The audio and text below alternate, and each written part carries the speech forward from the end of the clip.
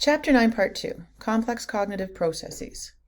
In this part, we're going to be starting here at thinking. We're going to talk about what is thinking and then look at the 5 aspects of thinking, including executive functioning, reasoning, critical thinking, decision, and creative thinking. And then, hopefully, if time allows, we're going to dive into problem solving and possibly transfer all in this video. I'll try to keep it under 30 minutes. So first, let's talk about just what is thinking. What exactly do we mean by that, right? So thinking involves manipulating and transforming information in memory, right? So we're thinking when we're reasoning about things, when we're making decisions, when we're trying to problem solve, when we're figuring anything out, any of those things.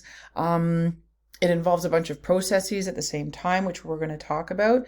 It heavily involves your working memory, flexibility in thinking, and then self-control or inhibition, attention. There's lots of pieces to it. So we're going to look at those. So first, let's look at thinking in terms of things that we think about. Okay, so we can think about concrete subjects, such as, what do you think about? You're thinking about your exams, you're thinking about your rent, you're thinking about transportation, car, how you're getting to school, your food, your groceries. Those are all the concrete things that you think about. And then you can also think about more abstract things, right? Such as, say, freedom or your identity. You can think about things that happened in the past. You can think about things that happen in the future or right now, right? Then there's also, you can be thinking about reality, what's going on in your life right now versus fantasy. What do you hope to be doing in the future? So let's take a look at executive function and what exactly that is. Executive function, that center is like the control center of thinking. The boss, right? So it's an umbrella-like concept. It encompasses many higher level cognitive processes in the prefrontal cortex, which is the last to develop in the brain, which is why the executive functioning isn't really finished forming until about the age of 25. It involves managing one's thoughts to engage in goal-directed behavior and exercise in self-control. So it is the boss of all of the processes in your brain that is involved in accomplishing a goal or getting something done, right? There's a lot going on up in your head. There's a lot of impulses and everything coming from the environment. You have to be able to ignore those things and focus and attention. So it is the boss of your brain that allows you to accomplish things. So I found a little video here, which I found to be very helpful in sort of explaining it very clearly in a sort of fun way here. So let me turn this on. Executive functions are the mental processes that enable us to plan, focus attention, remember instructions, and juggle multiple tasks successfully. We can distinguish between 3 components. 1. Working memory. 2. Inhibitory control. And 3. Cognitive flexibility. All 3 are interlinked and influence each other. Psychologist Deborah Phillips from Georgetown University calls it the air traffic control system of our brain. Like an air traffic control system has to manage lots of airplanes departing and landing with perfect timing, we have to manage a lot of information and distractions simultaneously. Without good executive functions, disaster strikes. Let's look at the 3 different components. The working memory is responsible for processing information. If well developed, it allows us to manage multiple chunks of information at the same time. Complex tasks can be solved and deep ideas understood. Without much of it, our intelligence is limited. Inhibitory control describes our capability to concentrate, regulates our emotions, and controls our behavior during stressful situations. It's an essential skill if we want to change a childhood habit. Without it, we might have trouble controlling our behavior and can come across as weird. Cognitive flexibility is the ability to adapt to new tasks quickly and to change our perspective. If we have little of it, we can't adapt get stuck in old thoughts, and have tunnel vision. We come across as stubborn and uncooperative. To demonstrate their roles, let's compare two imaginary teenagers, Anne and Jay. Anne is a working memory monster. She can keep lots of ideas in her mind at any given time and mentally buffers digits to calculate them in her head. Even if she gets interrupted or feels a change of emotions, she realizes but is still able to continue what she started. Jay's working memory is tiny. What Anne solves in her head, he has to write down. It's hard for him to read complex sentences or follow a longer train of thought. He gets distracted easily and starts thinking about something else. At school, Anne is an inhibitory control genius. She is fully in charge of her emotions and how they are expressed in her behavior. If a teacher loses his temper, she remains calm and friendly. It's easy for her to focus for long periods of time. As a result, her work is good and the feedback on it is positive. Jay's emotions instantly express themselves in his behavior, which he often fails to control. He can get distracted easily, and hence he has difficulties finishing what he started. His work remains mediocre. This can lead to negative feedback and a lower self-esteem. Anne's cognitive flexibility is great. She can change her perspective and find ways around roadblocks. At school, she adjusts from one subject to another at the speed of light. Jay has difficulty solving problems because his thinking is inflexible. To change his perspective in response to constructive criticism takes a lot of his mental energy. Even simple tasks, like switching from talking to listening, is hard for him. Others can find this annoying.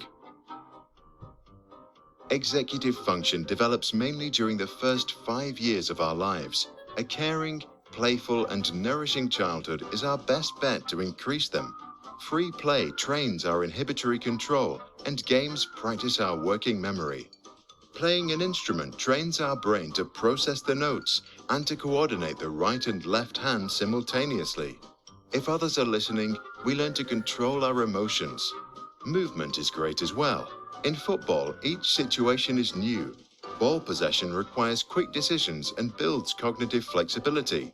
One study showed that kids that walked barefoot each day for just 16 minutes improve their working memory, because when they do, they need to keep many things in mind.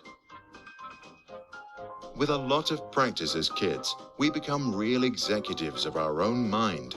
This then allows us to excel in teams and help solve some of the world's more complex problems. And since we are able to focus on them for a long period and don't give up easily, success is just a matter of time. Those of you who have some executive function can now maximize their learning from this video. Just turn off YouTube, take out pen and paper, and summarize the concept in your own simple language. If you fail this time, try again and then do it.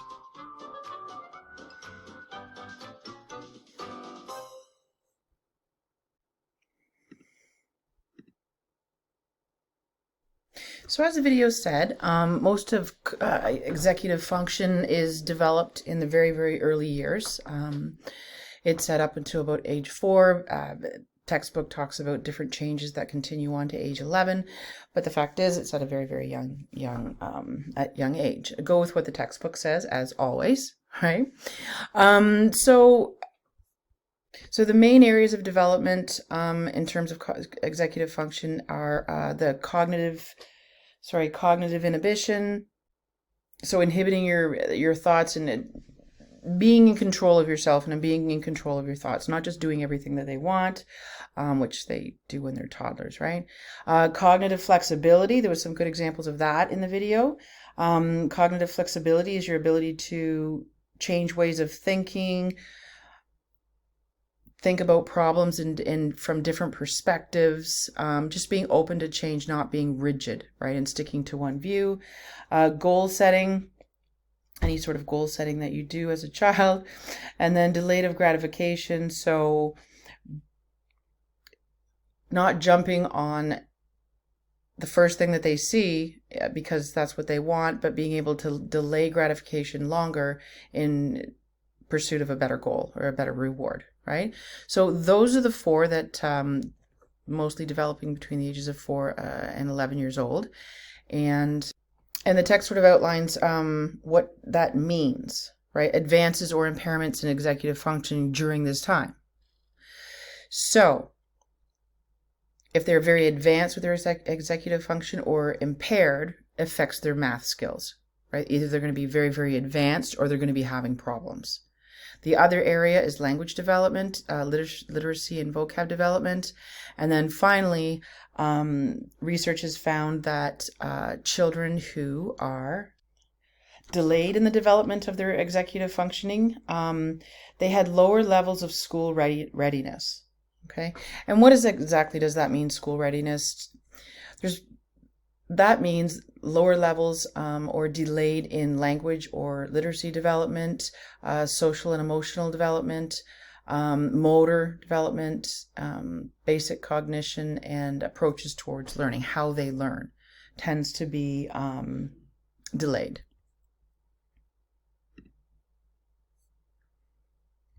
So we just outlined one of the studies there, Diamond and Lee, 2011. We've already talked about this. Most important dimensions of executive functions for 4 to 11-year-olds for school success, okay? Self-control, inhibition, working memory, and flexibility. And then I found a little diagram there for you to help see everything that it involves. Executive functioning, inhibition, shift, emotional control, initiation, working memory, that's a big one, planning, organizing, goal setting, task monitoring, and self-monitoring. All of these things which were discussed and described nicely in the video. So after executive functioning is reasoning. Reasoning is logical thinking that uses induction and deduction to reach a conclusion. The two that we talk about here are inductive and deductive reasoning. So let's start with inductive reasoning. I've outlined the key points here that differentiate it, okay? It makes it easy to remember. So inductive reasoning goes from the specific to the general. That'll make sense in a second. Consists of drawing conclusions about all the memories of a category based on observing some members. It requires repeated observations. The conclusions are never entirely certain and can be inconclusive. And it's basic to analogies. So let's look at this example first. So there's a big bag of pennies. Sorry, stop. Reverse. There's a big bag of coins. The first, you reach your hand and you pull it out and it's a penny. You put the penny down. And then you reach in, you pull out another one and you put it down. That's a penny. And you reach in and pull out another one. That's a penny. So there's your repeated observations. Okay. So now we are going to draw a conclusion about that entire bag of pennies based on observing those 3 pennies. So based on that, we're going to say, therefore, all the coins in the bag are pennies. We are making a conclusion about the whole bag based on 3 observations. So that is why conclusions are never entirely certain and can be inconclusive, because there could be quarters in there. We just didn't pull them out. So as this is from specific to the general, the specific 3 pennies to the general bag, deductive reasoning is the opposite. That's going from the general to the specific. Deductive reasoning is when you, going from the general to the specific. So there's an example. Let's just jump to the example here, okay, because it's just easier to understand that way. A is equal to B. B is equal to C. So because of these 2 statements, you know that A is equal to C. That is the assumption that you're making. So it occurs when students learn a general rule and then understand how it applies to some situations but not others. So with deductive reasoning, there's 2 statements. You can deduce a general truth from those 2. But then you use common sense and knowledge to know if that's real or if that's reasonable, a reasonable assumption. So in the textbook, they say all basket players are motorcycle drivers. All motorcycle drivers are women. Assuming that these two statements are true, all basketball players are women. Well, according to those statements, okay, yes, that does make sense. But then you use the knowledge that you have and you sort of reason it out to see if that's actually true or not. But you can gather information from this and decide if it's true. So here are some more examples. All numbers ending in 0 or 5 are divisible by 5. The number 35 ends with a 5, so it must be divisible by 5. All birds have feathers. All robins are birds. Therefore, robins have feathers. Okay, so these make sense, right? Because once you're done, you can sort of reason out in your head that, yeah, that makes sense. It's dangerous to drive on icy streets. The streets are icy now, so it would be dangerous to drive on the streets. Yes. All cats have a keen sense of smell. Fluffy's a cat, so Fluffy has a keen sense of smell. Likely. Okay, so those are examples of ones that go together that do make sense. You could also have like ridiculous ones like the basketball players and the motorcycles, but it's just the idea of putting them together and then drawing a new conclusion. The next aspect of thinking is critical thinking. So critical thinking is about thinking reflectively and productively and evaluating the evidence. A key component of critical thinking comes down to learning about mindfulness. So mindfulness is also a skill. You have to learn to be mindful, and they've got mindfulness training programs now, right? And they also teach mindfulness in the schools. Mindfulness means being alert, mentally present, cognitively flexible while going through life's everyday activities and tasks. Mindful students maintain an active awareness of circumstances in their lives. So what this means is that instead of just going through the day and going through whatever happens automatically, mindfulness is about thinking about what's going on, being present, evaluating, and reflecting on what's going on. An example they gave in the book, Trisha didn't do well on her math test earlier in the week. All she can think about is how poorly she did. Okay, so if you don't do well in a test and all you do is, oh my gosh, I didn't do well in that test and it's, I suck at math and I'm never going to get it and whatever else, right? I'm a loser. I'm going to fail at a university, whatever you're going to do. Okay, so that's one way to go. But if you were engaging in mindfulness,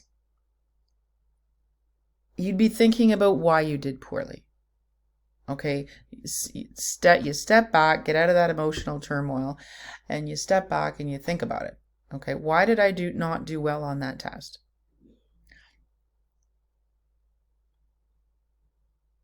I didn't do really well I did really badly on a presentation one time in university. I was really, really good at presentations.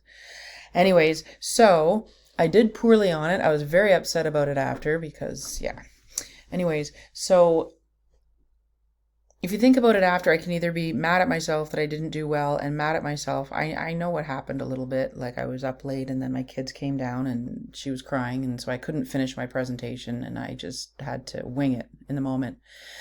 So I can be mad about that, or I can really think about it. And the fact is that I know I have kids and I left it too late and I should have done it days before. I could have time managed better. And I didn't.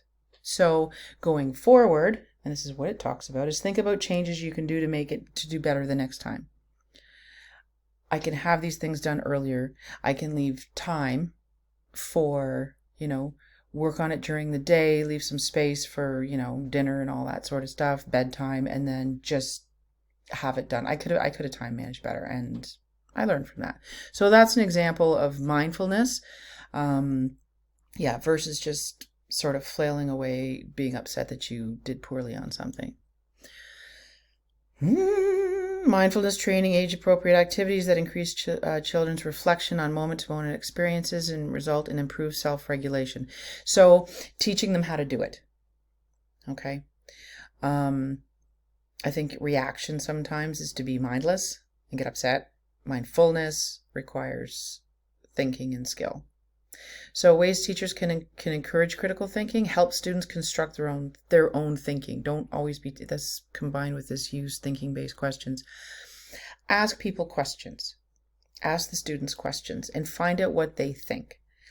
And promote thinking deeper about things by asking more questions. Provide positive role models for thinking. Be a thinking role models for students. Redundant.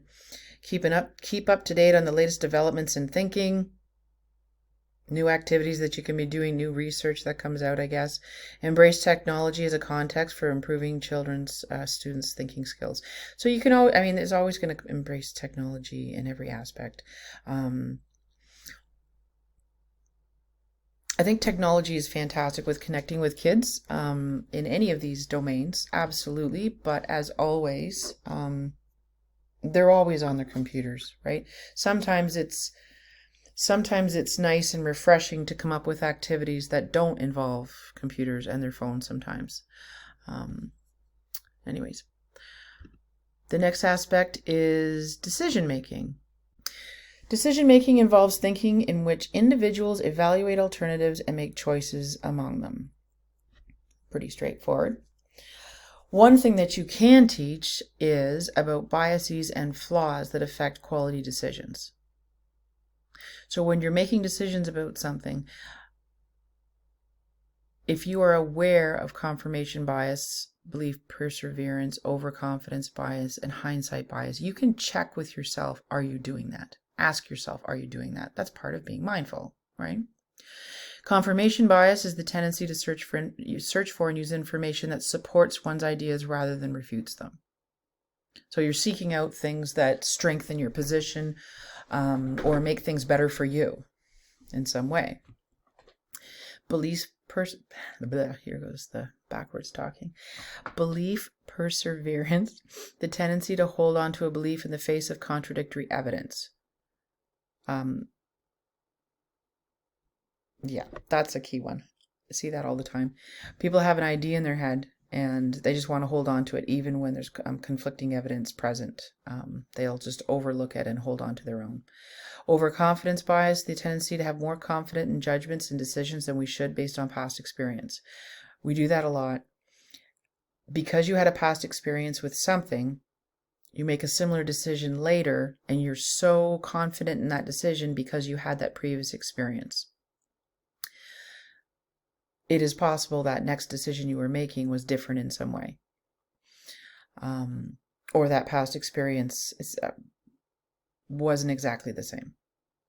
And then hindsight bias, finally, the tendency to falsely report after the fact that we accurately predicted the event. So if students are taught these things and they're aware of these things, it can become a skill, like I said, when you're making decisions about something, to do a check. Am I doing this? Am I doing that? And then that way you'll end up with better quality decisions. Strategies for making good decisions for yourself and your students. Avoid those things that I just said. Avoid. Read and think about what influences adolescent decision-making process. This is kind of what I just said a minute ago. Teaching students to make good decisions, to examine the different alternatives, things that they could, I could go this way. What are the options? What are the options for the decision? And then let's look at them all. Let's look at the cost, the benefits, and just weigh out the facts.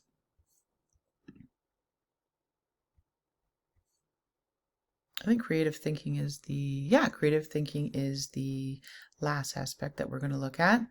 Creative thinking, the ability to think about something in novel and unusual ways and come up with unique solutions to problems. Two types of thinking are outlined here to do with creative thinking, convergent and divergent. Okay, it is pretty straightforward. So convergent thinking aims to produce one correct answer, right? How many quarters are in $10? So there's one answer to that. Okay. It does not inspire creative. There is no creativity to convergent thinking because there's an answer generally, right? So divergent thinking aims to produce many answers to the same question, and it fosters creativity. Divergent thinking, questions that inspire divergent thinking. The one in the text they use is, what image comes to mind when you think of sitting alone in a dark room? Or, what are some unique uses for a paperclip? Okay, you can come up with lots of activities and games. I like games, so lots of games that foster creative thinking, and they come up with new ideas for things you could do with a paperclip. I've seen that one. I've also seen with that coat hanger. Excuse me. So it also outlines steps in the creative process. We did this one at my in this one workshop that we did. The creative process is described as a 5-step sequence. So I'll give you an example so that's sort of a little bit more real. We were doing this thing where we had 5 organizations in like YOU and Boys and Girls Club, like 5 youth serving organizations, and they entered a problem that they were having. Each of them had, okay? So a table of 5 or 8 people, social workers, were sitting around the table, and they were given this problem. What do we do about this? Okay? So, in the steps of creative process, number 1 is preparation. Student become immersed in a problem, an issue that interests them, and their curiosity is aroused. I think they got to choose the problem, actually. So they're excited, they're aroused, they're excited about solving this problem. Then what we did actually was fill the table. We poured pipe cleaners and all sorts of stuff from the dollar store on the table, and that was to inspire creative thinking and play, and there's lots of colors and it's fun and everybody loosens up. So that's the incubation stage. So students, they churn ideas around in their heads. They're all chatting about, what are we going to do? How are we going to solve this problem? What are some crazy ideas? You start throwing out crazy ideas, right? Creative ideas. And then the 3rd stage is insight. So students start to go, hey, like, of all these crazy ideas, like, why don't we link this one and this one? This could work. Why don't we try this? Everybody's in this creative space of problem solving at this time, right? Evaluation. Now the students must decide whether the idea is valuable and worth pursuing. They need to think, is this a novel idea or is this obvious? They just evaluate the solution to the problem that they have for that youth organization. Each of them came out with amazing ideas. And then elaboration. Once they've got the idea, then they're going to go to work on putting it together. Yeah. So anyways, there's an example of the creative process. And strategies for becoming a more creative teacher. Try to be surprised by something every day. Try to surprise at least one person every day. Each day, write down what surprised you and how you surprised others. Follow what sparks your interest. Wake up with a specific goal. Check out this section. You can read this in this section. If you want to learn how to be more creative, like, there's exercises that you can do to open up your mind. One course that I took a few years ago was, they told us to, it sounds weird now. Okay. Go under your kitchen sink. You open up, you go under your kitchen sink, so you're looking up and you can see the bottom and all the pipes and all this stuff. And it said to go under there and start asking questions about all the weird stuff that's under your kitchen sink, and just be open to everything weird under there. So that is supposed to be a way of connecting to your creativity and thinking sort of outside the box and less serious and yada yada. Lots of ways to inspire creative thinking.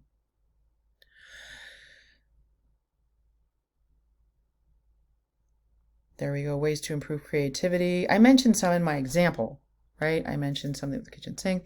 Encourage creative thinking as an individual and on a group basis. You can do that in your classrooms. Provide and stimulating environments. Encourage, don't over control students. Ask those open-ended questions that have them thinking and coming up with new and novel answers. Guide students to help them think in flexible ways. Such as, what are some other uses that you could do with the paperclip that they talked about? Guide students to be persistent and delay gratification. Encourage students to take risks. You can do that with games and activities in the classroom. Introduce students to creative people and connect again with technology, of course. Anyways, so maybe take a look at this.